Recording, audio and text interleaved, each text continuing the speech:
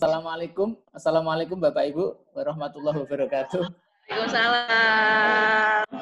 Alhamdulillah kita bisa ketemu siang hari ini walaupun melalui tatap kaca monitor. Saya sebenarnya sangat senang sekali kalau bisa datang ke Pekalongan. Kalau nggak salah 1 tahun atau 2 tahun yang lalu ya saya saya geser dulu. Saya datang ke Pekalongan. Dan itu adalah hari yang sangat bersejarah dalam hidup saya karena sepulang dari Pekalongan, saya dipesankan travel sama Pak Maghfur itu perjalanan malam ke Jogja, kira-kira di Temanggung sebelum Paraan atau sudah Paraan saya lupa persisnya, tetapi ada pohon roboh begitu di jalan sehingga macet. Nah karena macet nggak jelas kapan mau selesainya, saya kemudian memutuskan turun untuk sholat dan makan, karena itu sudah jam 6:30, belum sholat maghrib. Nah, ternyata waktu saya tinggal sholat itu, nah itu ceritanya, itu travelnya jalan, karena jalannya sudah dibuka dan mereka nggak mau ketinggalan antrian gitu ya. Akhirnya saya ketinggalan travel. Nah, saya lari-lari nyari tumpangan orang yang mau berhenti begitu, alhamdulillah dapat satu mobil mau menumpangi saya untuk mengejar travel itu sampai di rest area, saya lupa di mana lah. Pokoknya ketemunya hampir di rest area itu. Ya, itu kalau nggak salah 1 tahun yang lalu itu ya, saya ke Pekalongan. Bapak Ibu sekalian, saya diminta menurut undangannya panitia ini untuk secara spesifik bicara tentang mencari artikel yang berkualitas. Dan saya lihat di undangannya itu di sesi yang sebelumnya tadi ada akreditasi jurnal ya, kalau saya tidak salah. Dan jika memang sesuai dengan jadwal. Sebenarnya kalau kita bicara tentang akreditasi jurnal dengan apa yang akan saya bicarakan hari ini terkait, karena dalam salah satu item akreditasi itu ada item terkait dengan jurnal. Kalau tidak salah di unsur 6 ya, kalau tidak unsur 5 atau unsur 6. Ya, unsur 5 itu ada yang terkait dengan artikelnya. Jadi standar artikel yang baik menurut akreditasi itu ada di unsur yang kelima atau keenam.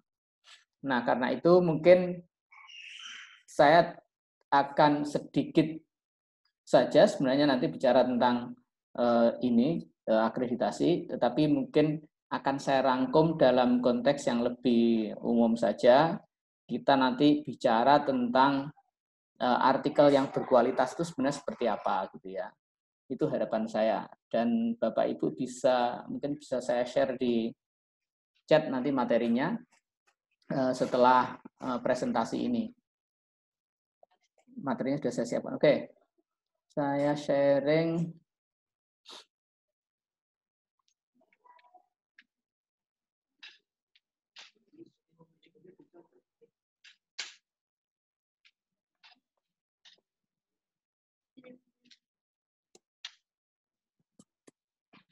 Saya tes layar saya bisa dibagikan ke Bapak Ibu ya.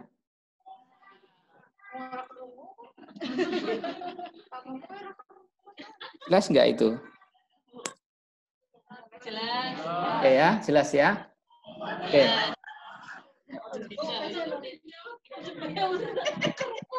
Dengar kamu dengar. Ya.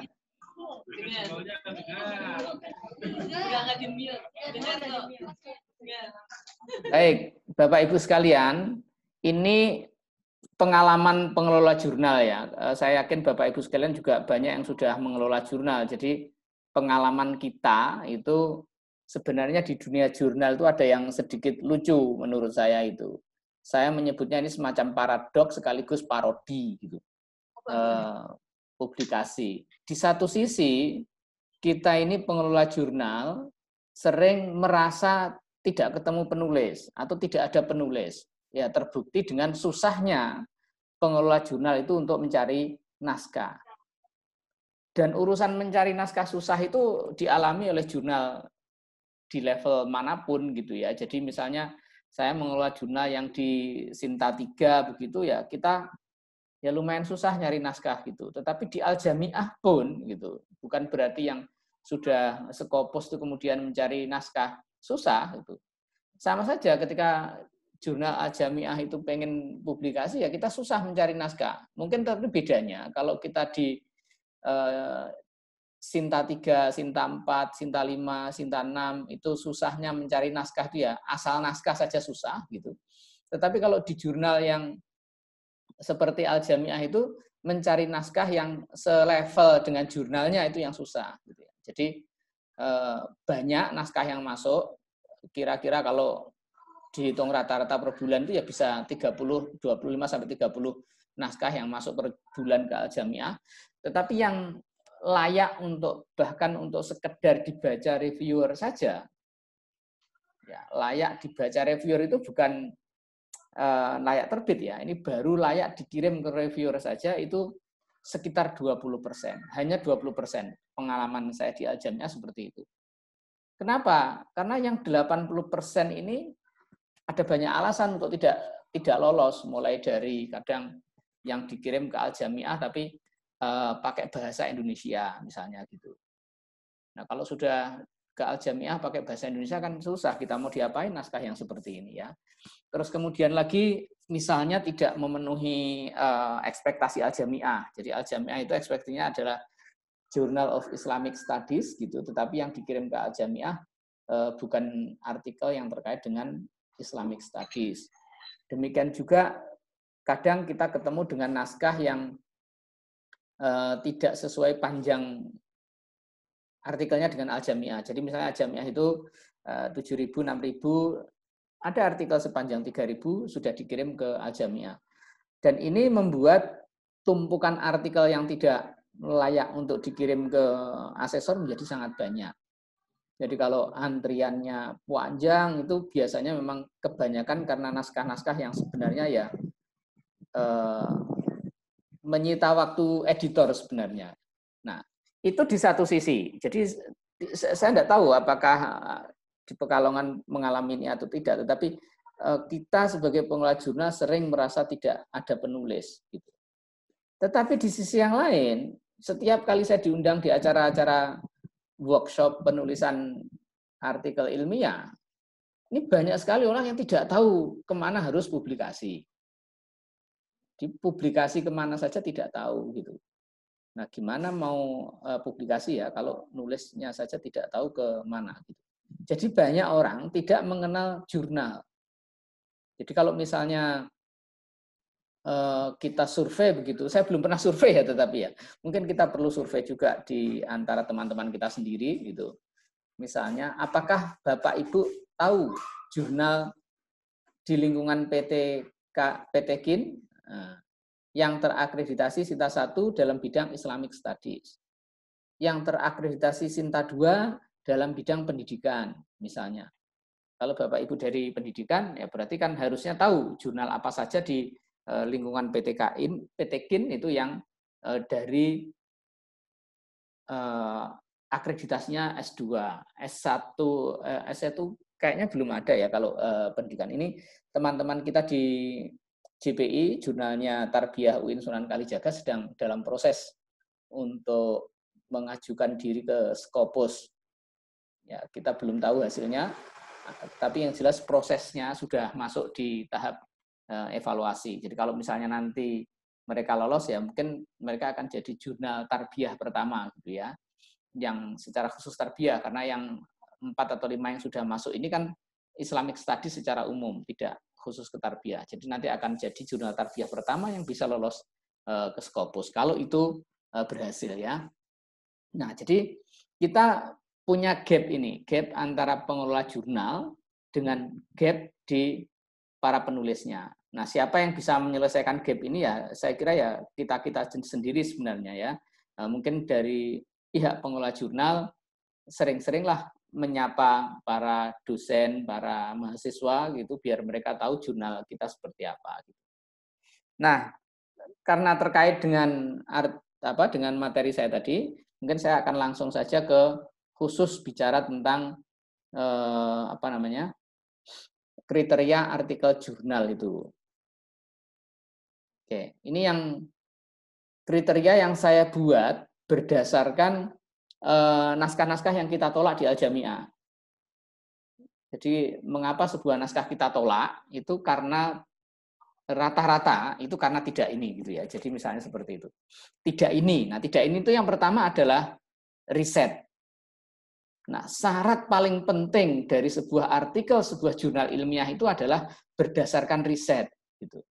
Ini kelihatannya sederhana dan sepele berdasarkan riset begitu. Tapi kenyataannya ada banyak sekali artikel itu yang sifatnya tidak riset, opini ya. Jadi sekedar opini penulis, bukan hasil risetnya gitu. Nah, yang dinamakan riset itu tentu kalau saya mengatakan misalnya salah satunya adalah dengan metode ilmiah. Nah, metode ilmiah itu yang paling umum dalam ilmu sosial adalah terverifikasi. Nah, kalau hasil pemikiran saja, opini, itu kan tidak bisa diverifikasi karena hanya berdasarkan pendapat orang itu tanpa ada bukti ilmiahnya. Ilmiah dalam pengertian bisa terverifikasi tadi. Nah, tentu saja saya punya teman dari jurusan sastra yang mungkin memang model artikel ilmiah di kalangan mereka tidak se-verifiable, tidak bisa diverifikasi seperti verifikasi dalam ilmu sosial. Jadi misalnya ya, ada banyak artikel juga yang sejenis itu masuk di Al-Jami'ah, penelitian tentang novel. Misalnya ada novelnya Laila Majnun misalnya gitu. Kemudian si penulis jurnal itu kemudian menafsirkan. Nah, ini menafsirkan ini yang agak susah bagi kami. Jadi menafsirkan jurnal itu novel itu dalam disiplin keilmuan sastra. Mungkin karena di Al-Jami'ah tidak ada orang dari disiplin ilmu itu, seringkali artikel-artikel seperti ini kami tolak. Tetapi pada dasarnya kita tidak menyepelekan atau tidak menghargai jenis-jenis keilmuan yang berkembang di disiplin-disiplin non ilmu sosial. Jadi terutama yang tadi yang saya sebut humaniora yang sastra tadi. Ada banyak penelitian orang sastra yang seperti itu ya, yang mencoba menafsirkan novel atau meneliti novel gitu ya. Baik. Jadi kita bicara tentang riset dan itu yang seringkali hilang dari artikel-artikel yang masuk ke redaksi. Nah, yang berikutnya adalah ini yang paling penting juga. Ini rukun berikutnya adalah novelty atau kebaruan. Novelty itu dalam definisi saya adalah tahu diri, posisinya dari riset terdahulu. Tahu diri loh ya, tahu diri itu ya karena kadang ada artikel yang ditulis dan penulisnya itu tidak tahu diri. Tidak tahu dirinya apa? Nah, seolah-olah dia yang paling tahu tentang topik itu gitu. Paling tahu itu artinya tidak ada orang tahu dan itu kita baca dari pengantar di artikel itu, ia tidak menyebut penelitian-penelitian lain yang semisal dengan penelitiannya dan yang telah mendahului dia dalam riset bidang itu. Jadi novelty itu memang betul-betul kita sebagai penulis itu ketika nulis tahu diri gitu loh. Oh, ini sebenarnya yang saya lakukan ini, penelitian yang saya lakukan ini sebenarnya sudah dilakukan oleh orang-orang sebelum saya. Kalau di Google Scholar itu ada moto standing on the shoulders of giant itu ya, berdiri di atas pundak para raksasa. Nah, kita ini ketika nulis merasa betul bahwa kita ini bukan giant, nah kita ini Nobita atau Suneo gitu ya, yang berdiri di atas pundak para raksasa itu. Nah, para raksasa itulah yang kita namakan nanti di belakang references ya, yang kita referensi. Tetapi mereka itulah yang mendahului kita sebutkan dan kemudian kita meyakinkan kepada pertama-tama kepada editor jurnal bahwa tulisan kita ini memang baru, menyumbang sesuatu yang baru.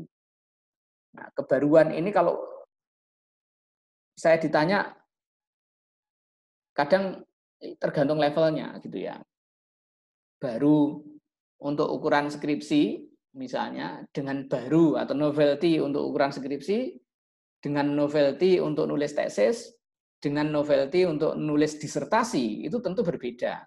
Apa yang dianggap baru ketika menulis skripsi ya mungkin dianggap tidak ada apa-apanya ketika kita menulis tesis dan seterusnya. Nah, demikian juga dengan jurnal. Tentu jurnal akan menyesuaikan. Ya, kalau jurnal kita baru Sinta 6, Sinta 5, ya jangan menuntut tinggi-tinggi lah novelty-nya dari penulis ya. Saya sering guyon itu kalau teman-teman tarbiyah itu kan sering penelitian tentang tindakan kelas ya. Apa namanya? Penelitian tindakan kelas itu apa? PTK ya. Nah, penelitian tindakan kelas yang satu di SMP Muhammadiyah 1, terus kemudian besok skripsi berikutnya di SMP Muhammadiyah 2. Metode pengajaran bahasa Arab dengan metode ANU di SMP Muhammadiyah 1. Besok dengan metode ANU di SMP Muhammadiyah 2 dan seterusnya sampai Muhammadiyah 9 jadi 9 skripsi. Nah, itu ada novelty-nya nggak? Ya ada. Dari 1 ke 9 pasti ada novelty-nya, tetapi untuk ukuran skripsi ya boleh lah. Tetapi kalau Anda nulis disertasi seperti itu masa iya gitu. Masa iya gitu ya. Nulis disertasi novelty-nya hanya dari SMP Muhammadiyah 1 ke SMP Muhammadiyah 2 begitu. Tentu harusnya ketika kita menulis disertasi novelty kita lebih tinggi dari sekedar pergeseran dari lokasi SMP Muhammadiyah 1 ke SMP Muhammadiyah 2. Tapi kalau skripsi ya saya mengizinkan saja anak-anak mahasiswa saya menulis skripsi yang hanya menggeser lokasi itu ya. Nah, sekarang Bapak Ibu mau mengelola jurnal, monggo ditetapkan sendiri seberapa level novelty yang kira-kira diharapkan ketika Bapak Ibu menerima artikel ke jurnal Bapak Ibu sekalian. Nah, terkait dengan novelty itu juga ini sering orang salah paham ya, saya kira. Salah pahamnya itu begini, karena mungkin apa ya anggapannya ya. Di Indonesia itu ada banyak praktek dan sebenarnya bukan hanya di Indonesia, di dalam dunia akademik ada banyak praktek mempublikasikan kembali skripsi, tesis atau disertasi dalam bentuk tulisan di jurnal. Nah, kadang saya menerima artikel itu yang berasal dari skripsi yang tidak disebutkan sebagai skripsi. Nah, ini satu problemnya. Jadi padahal itu aslinya skripsi gitu ya. Terus ada anggapan lagi, ini kan memang yang saya tulis untuk jurnal ini berbeda dengan skripsi saya. Oke, Anda mengatakan berbeda, tetapi tolong disebutkan. Nah, sebutkan perbedaan antara skripsi itu atau tesis itu dengan artikel yang sekarang dipublikasikan di jurnal. Nah, disitulah pertanyaan novelty kadang tidak terjawab. Jadi katanya berbeda dengan skripsi atau tesis, tetapi di level novelty-nya tidak menunjukkan perbedaan. Ini hanya perbedaan halaman. Kalau skripsi itu 150 halaman, jurnal tinggal 30 halaman. Itu bukan novelty kalau seperti itu, ya. Atau perubahan bahasanya, yang satu panjang lebar sekali di skripsi, yang satu lebih ringkas ketika di artikel jurnal. Nah, padahal syarat untuk dikatakan berbeda itu adalah novelty itu. Apakah metode penelitiannya yang diubah atau apa yang berubah mendasar gitu ya dari skripsinya. Itu yang kedua, rukun yang kedua. Nah, kemudian kita memasuki rukun artikel jurnal yang ketiga. Ini yang paling penting juga Bapak Ibu, saya di Al-Jami'ah sering menolak artikel yang masuk itu karena gagal di referensi ini. Ya, referensi ini kita bicara tentang jumlah yang pertama.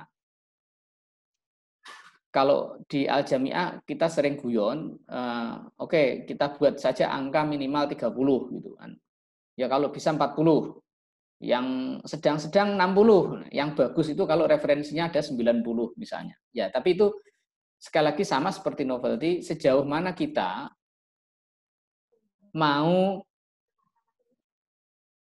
memberikan level, sejauh mana level referensi itu kita akan berikan kepada jurnal kita gitu ya. Kalau Bapak Ibu ingin jurnalnya sangat berkualitas seperti disyaratkan oleh Al-Jami'ah itu ya enggak apa-apa, referensinya 100. Nah, itu yang bagus.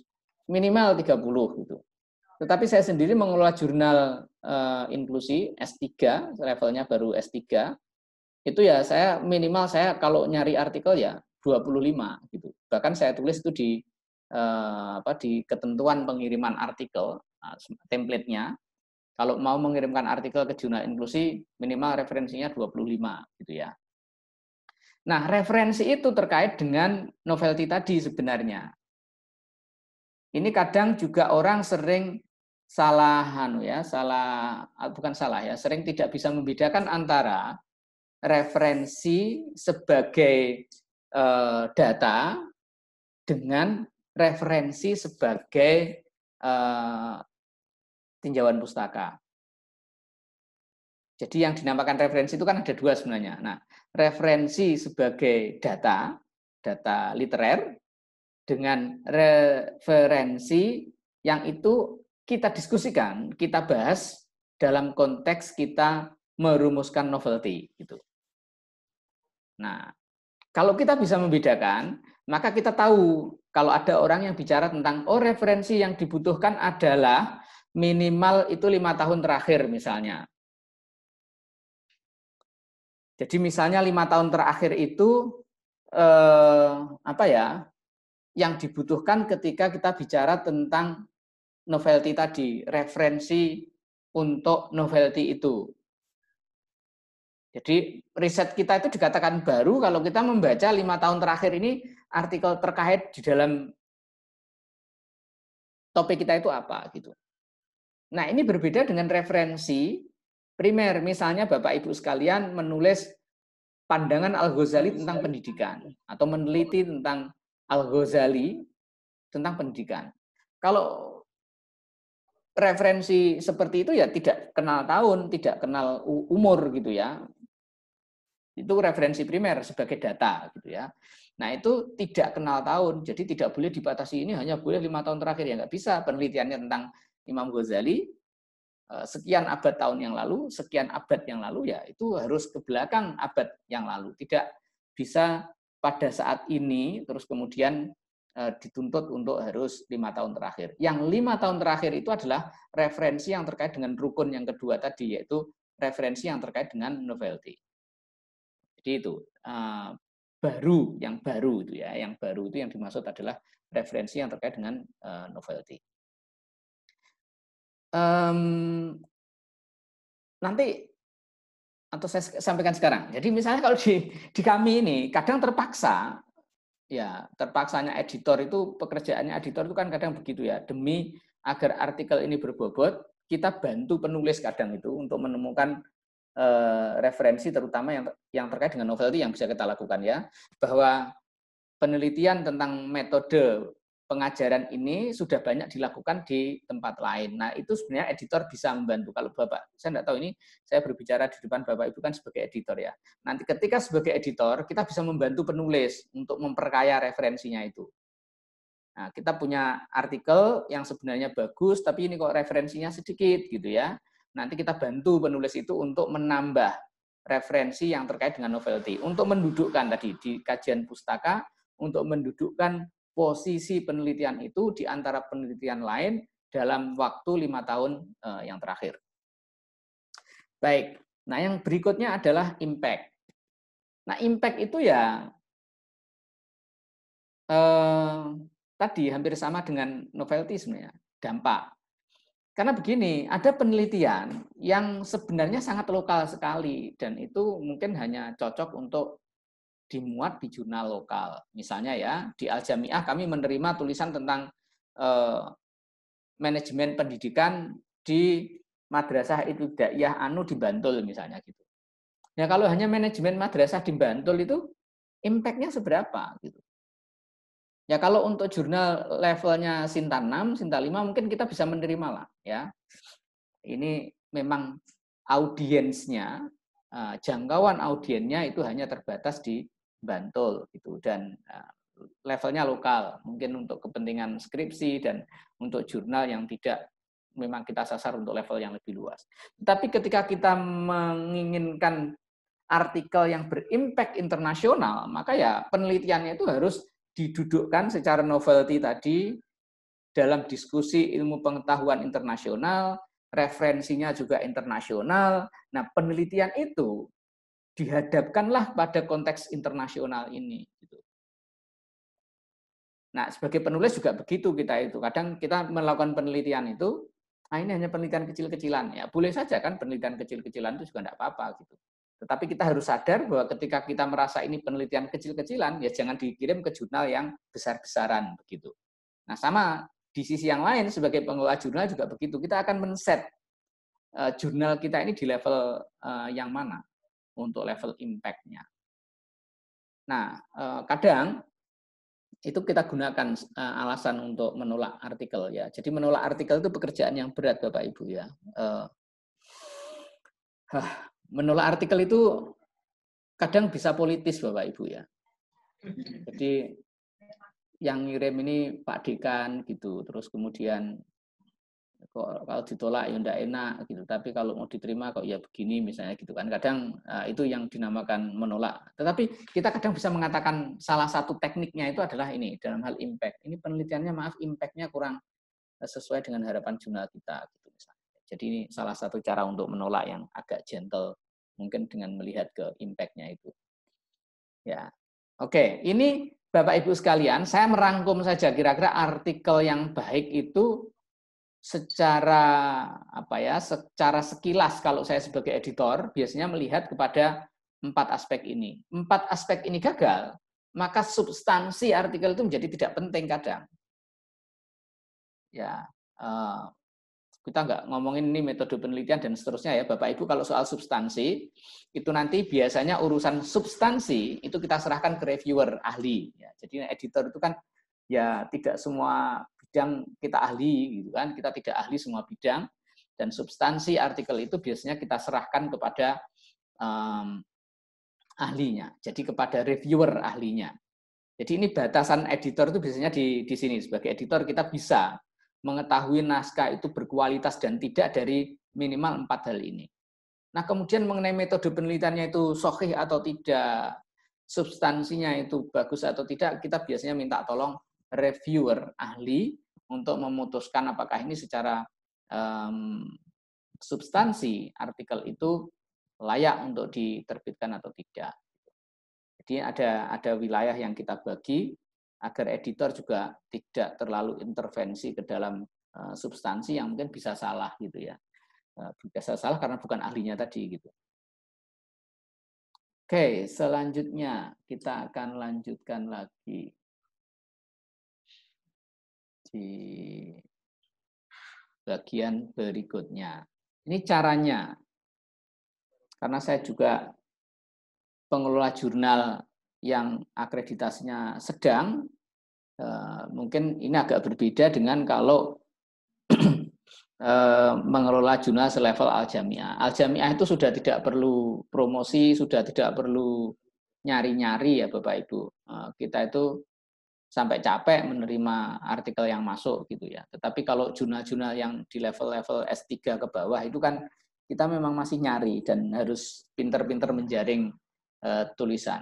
Tetapi tips ini juga berfungsi dan berguna bagi teman-teman yang mungkin berpikir untuk meningkatkan jurnalnya dari S2 ke S1 misalnya ya. Nanti mungkin kita bisa bicara tentang itu. Bagaimana membawa jurnal dari S2 ke S1 melalui naskah ini. Saya bahkan pernah cerita ketika teman-teman Febi ya, kalau Pekalongan itu kalau Bu Susminingsih itu di apa? Pasca sarjana. Oh, Bu Susminingsih itu di Pasca. Iya, sekarang ya. Waktu itu ke Febi, tapi kalau waktu itu ke Febi kalau nggak salah ke Febi UIN. Kebetulan saya dan Pak Sabtoni yang nemuin.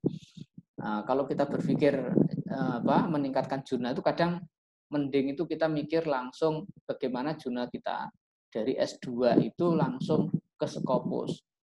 Karena itu mungkin lebih mudah daripada ke S1 gitu ya, ke Sinta 1 gitu. Karena Scopus itu hanya melihat luarnya saja, tidak melihat dalamnya gitu kan, tidak ada perlu menyampaikan proses reviewnya bagaimana, bukti komentar dari reviewer apa kan tidak ada kalau di Scopus. Mereka hanya melihat hasilnya, publikasi kita seperti apa. Oke, jadi saya mungkin akan bicara tentang bagaimana mencari artikel itu berdasarkan pengalaman, ya. Ini nggak ada anunya soalnya, nggak ada buku referensinya untuk cara mencari artikel itu, nggak ada referensinya, saya cari-cari juga. Ya, jadi ini berdasarkan pengalaman kita. Yang pertama tentu kita bisa memperoleh artikel yang banyak itu kalau punya network yang baik. Baik network kita secara pribadi maupun lembaga. Pribadi itu ya teman kita sekelas waktu kuliah S2, teman kita sekelas waktu kuliah S3, atau pribadi dari pertemuan-pertemuan ilmiah. Saya pernah mendengar cerita kalau Pak Azumardi Azra itu ketika pergi ke luar negeri itu selalu membawa jurnal jurnal Studia Islamika itu. Sangu jurnal Studia Islamika, lalu kemudian diberikan kepada setiap ilmuwan yang dia temui di luar negeri. Sambil sekaligus nodong artikel. Ini loh kami punya jurnal seperti ini, dikasih, terus kemudian kapan-kapan saya minta artikel untuk diterbitkan di Studia Islamika.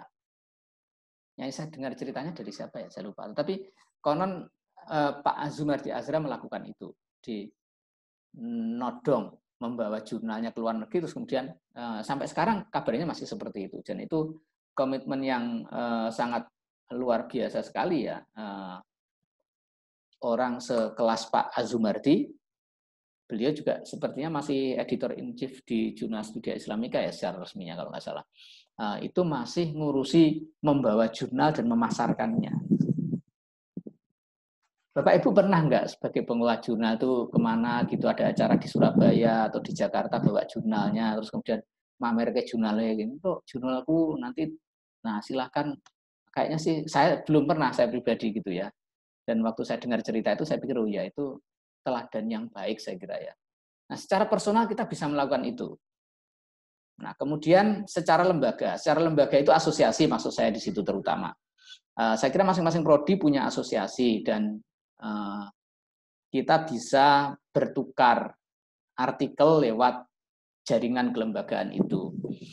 Ya, bertukar artikel, kalau mereka punya jurnal, ya kita kirim ke mereka, mereka punya jurnal, diminta untuk kirim ke kita. Kalau misalnya jurnal kita belum terakreditasi, ya kita minta bantuan mereka untuk mengirimkan artikel-artikel yang memang daripada nganggur tidak diterbitkan, kita terbitkan, misalnya seperti itu. Nah, itu yang pertama.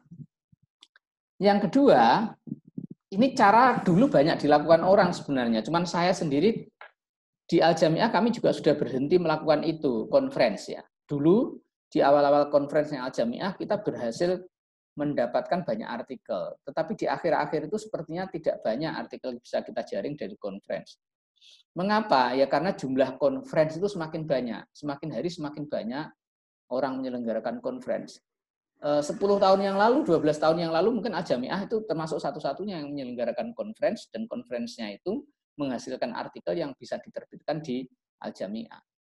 Tetapi sekarang sudah tidak kita lakukan lagi karena memang kontribusi artikel dari conference itu yang tidak banyak lagi. Ya, saya tidak tahu apakah ini masih bisa dicoba, tapi berdasarkan pengalaman itu dulu pernah efektif gitu ya. Jadi ini hanya bukan mengecilkan, tetapi saya kira dulu waktu ini pernah berjalan dan berhasil itu bisa dipakai. Nah, yang terakhir, ini yang sudah bertahun-tahun kami lakukan di jurnal inklusi, jurnal Sinta 3. Dan itu lumayan, setiap tahunnya kita itu bisa mendapatkan artikel minimal loh ya, itu sampai 30 artikel dari lomba nulis berhadiah begitu. Jadi kita tidak membayar penulis, tetapi kita memberikan hadiah kepada mereka yang mengirimkan artikel terbaiknya. Jadi misalnya setiap satu kali lomba kita pernah sampai 70 artikel masuk gitu. Dan itu sangat menurut saya sangat antusias karena pesertanya beragam dari seluruh Indonesia, dari Aceh sampai Papua itu ada yang mengirimkan, dan itu sangat baik sekali dari segi kalau kita menerbitkan jurnal dari segi keragaman itu sangat baik karena penulisnya bisa sangat beragam dari berbagai fakultas dari berbagai universitas di seluruh Indonesia. Nah, ini di jurnal saya sendiri sudah kita lakukan sejak 2014 pernah kita lakukan, kemudian berhenti, tapi kita mulai lagi 2017 kemarin. Dan itu alhamdulillah banyak sekali memang artikel yang berhasil masuk, dan jurnal kami yang walaupun hanya S3 tidak pernah kekurangan secara substansi, tidak pernah sebenarnya kita itu kekurangan artikel yang berbobot. Karena ini dari award itu, dari sayembara nulis di jurnal itu sangat banyak menghasilkan artikel yang minimal layak terbit gitu ya. Jadi saya kira itu kalau saya diminta kira-kira apa yang bisa dilakukan oleh pengelola jurnal untuk bisa menjaring naskah gitu ya. Sebentar, saya upgrade dulu nih. Iya, ini panitiane ya tego ya Radi. Ini kalau pesertanya disuguh, pembicaranya tidak disuguh itu bisa kualat jadi. Ya.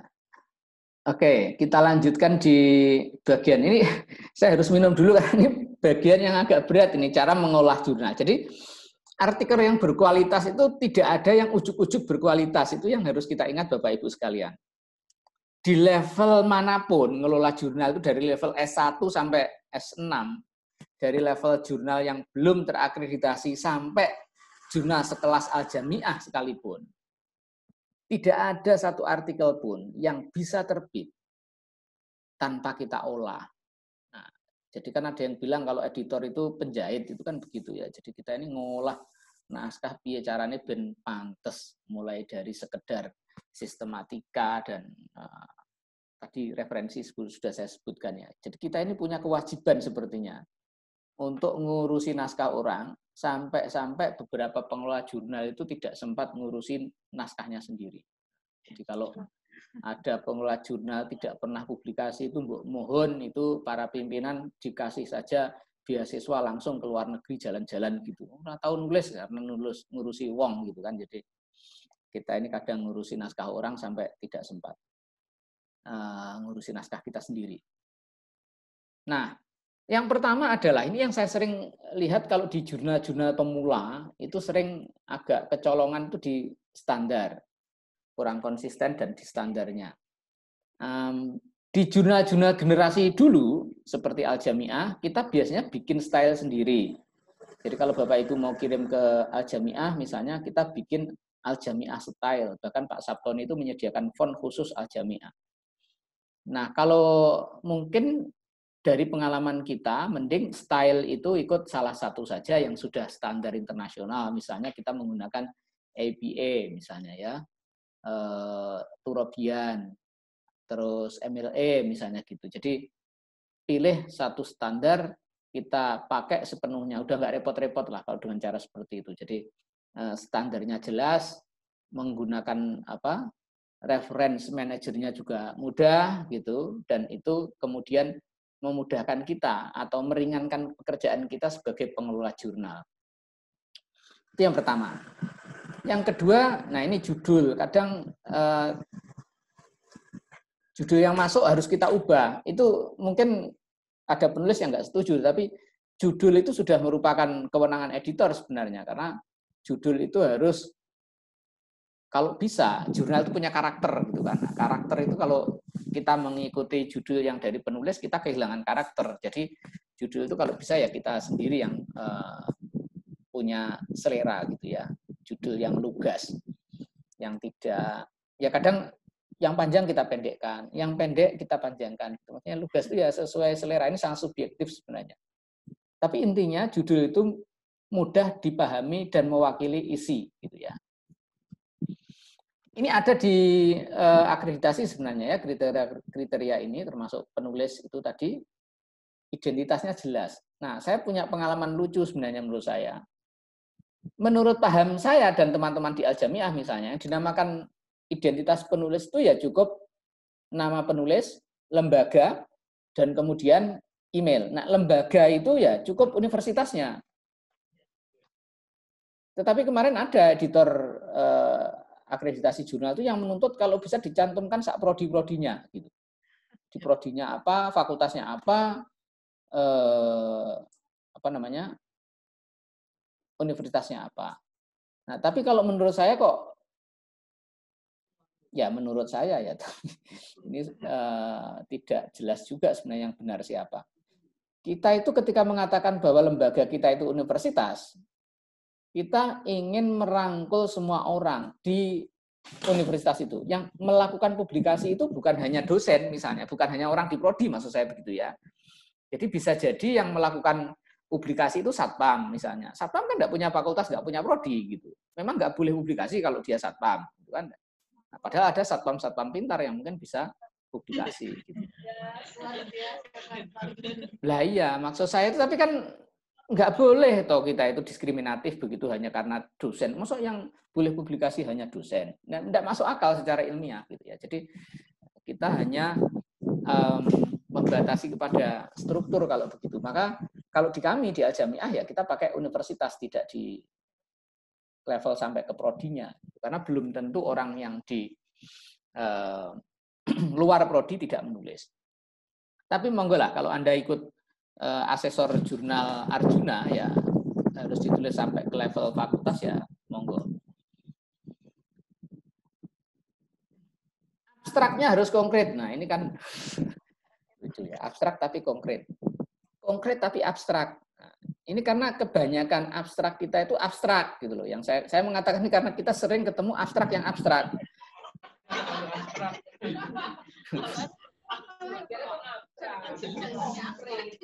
Nah, abstrak itu abstrak yang bahkan tidak bisa dipahami orang gitu loh maksudnya gitu ya. Jadi itu yang saya maksud. Abstrak itu konkret. Nah, abstrak yang konkret itu padat, memuat rumusan masalah, memuat jawaban atas rumusan masalah itu. Oh ya, latar belakangnya tentu ada, mungkin 1 kalimat, 2 kalimat ada latar belakangnya, kemudian ada rumusan masalahnya, kemudian ada jawabannya, dan bagaimana jawaban itu didukung oleh hasil penelitian dengan metode yang jelas. Di abstrak itu harusnya orang membaca abstrak itu sudah tidak perlu membaca penelitian, tidak perlu membaca artikel itu lagi gitu. Ya tadi kalau bisa orang dari judul saja sudah tidak perlu membaca isinya, itu lebih bagus lagi misalnya. Tapi biasanya ya bantuan dari judul yang paling penting itu ada di abstrak gitu ya. Jadi abstrak yang konkret, yang orang tidak perlu membaca isinya. Sehingga nanti kalau Bapak Ibu S3 disuruh survei literatur ya cukup baca abstrak gitu. Karena itu memang ya hanya begitu pengetahuan itu terangkum tersarikan pada abstrak yang konkret itu. Nah, jadi kalau Bapak Ibu jadi editor, bantulah para penulis untuk menghasilkan abstrak yang konkret ini, yang kadang memang penulisnya sendiri tidak bisa merumuskannya. Nah, yang sering orang salah pahami, makanya saya ingin mengganti ya di dalam tulisan ini, frasa kunci instead of kata kunci. Memang betul kita menggunakan kata kunci Bapak Ibu ya. Tetapi bukan berarti kata kunci itu hanya satu kata. Frasa itu juga kata loh ya. Misalnya ya, misalnya ini ada judul penelitian terkait dengan teknik menggoreng telur mata sapi yang bisa membuat orang tahan tahajud 40 hari 40 malam. Nah, misalnya gitu. Ya maksud saya, misalnya itu kan ada artikel ilmiah tulisannya begitu ya, judulnya itu tentang teknik membuat telur mata sapi. Coba kata kuncinya masa dipisah-pisah satu. Telur, mata, sapi begitu. Kan enggak ketemu kalau kita memecah-mecah itu menjadi kata gitu. Nah, jadi jangan sampai sebenarnya itu ketika kita membuat keyword itu kita terus kemudian hanya satu kata. Itu yang ingin saya tekankan dengan situ bahwa kalau saya kebetulan banyak menerima artikel terkait dengan difabel ya misalnya. Kalau kita misalnya bicara tentang metode pengajaran difabel, jadi tulis metode pengajaran difabel, jangan dipecah menjadi metode pengajaran, difabel. Ya sudah, itu metode pengajaran difabel satu kata kunci, karena itu memang satu kata. Frasa bentuknya itu ya, itu satu kata. Nah, karena itu yang baik sebenarnya ketika membuat kata kunci itu memang konsepnya itu jelas dalam bentuk frasa itu. Nah, ini yang frasa. Ini saya sebutkan di sini karena rata-rata tulisan yang masuk ke jurnal itu biasanya tidak membicarakan ini gitu ya. Jadi tulisan yang masuk ke jurnal itu umumnya ya orang hanya bicara tentang ini ya, tentang kata-kata gitu, tapi tidak frasa. Terus apa lagi? Ya. Nah, sistematika. Kalau sistematika ini tergantung selera masing-masing jurnal juga. Yang paling standar kan itu ada IMRAD ya. IMRAD, Introduction, Method, Research, Analysis. D itu apa? IMRAD D. Ya, pokoknya ada D ya. D itu Discussion. oh, discussion ya. Ya, betul. Saya lupa karena saya tidak menganut IMRAD. Jadi kalau di Al-Jamiah itu ya segala yang terkait dengan tetek bengek di luar substansi penelitian kita masukkan di pengantar. Terus kemudian setelah pengantar itu kita sudah langsung ngomongin hasil penelitian gitu ya. Entah itu karena kan kalau dalam tradisi sejumlah keilmuan sosial dan budaya terutama memisahkan antara data dan analisis itu sesuatu yang nyaris mustahil karena ketika kita melakukan penelitian etnografi itu ya interpretasi yang kita ceritakan masalahnya bukan lagi ini datanya mana diskusinya mana karena itu adalah interpretasi naskah etnografis itu sifatnya sudah interpretasi dan itu tidak lagi bisa dipisah-pisah antara yang data dengan yang analisis dan kemudian itu. Instrumen pendukung, nah ini tergantung juga selera jurnal. Instrumen pendukung itu misalnya gambar, tabel gitu ya, yang biasanya dinamakan instrumen pendukung. Tetapi di Al-Jamiah itu kita banyaknya nggak suka kalau ada terlalu banyak gambar gitu. Saya juga di jurnal inklusi juga kalau banyak gambar dan tabel itu pusing di layout gitu maksudnya ya. Jadi layout rampung-rampung hanya karena setelah kita perbaiki ini terus kemudian pindah ke halaman berikutnya dan seterusnya gitu ya. Tetapi itu penting pekerjaan instrumen pendukung itu dalam kita membuat sebuah artikel itu ya. Jadi saking pentingnya kita agak kesusahan. Nah, referensi tentu ada ya, pasti tadi sudah dibicarakan sebenarnya soal referensi ini. Poin kita untuk referensi tadi sudah saya sebutkan. Referensi itu ada dua, yang satu referensi primer, yang itu tidak tergantung oleh tahun. Ya, kalau penelitian literer kita zamannya Diponegoro misalnya ya tahun 1825 sampai tahun 1830, jangan dituntut 5 tahun terakhir. Memang Diponegoro nulis apa 5 tahun terakhir gitu ya. Kita hanya bicara tentang karyanya Pangeran Diponegoro 1825-1830 misalnya selama perang. Nah, sementara yang referensi sekunder yang itu kaitannya adalah cerita kita di tinjauan pustaka atau literatur, survei literatur, itu memang wajib disyaratkan agar referensi itu adalah 5 tahun terakhir gitu. Nah, itu saja Bapak Ibu kira-kira cerita saya. Monggo kalau kita mau diskusi, tanya jawab, saya persilahkan dan terima kasih perhatiannya. Assalamualaikum warahmatullahi wabarakatuh. Waalaikumsalam warahmatullahi wabarakatuh. Baik, terima kasih Pak Arif yang sudah memberikan materi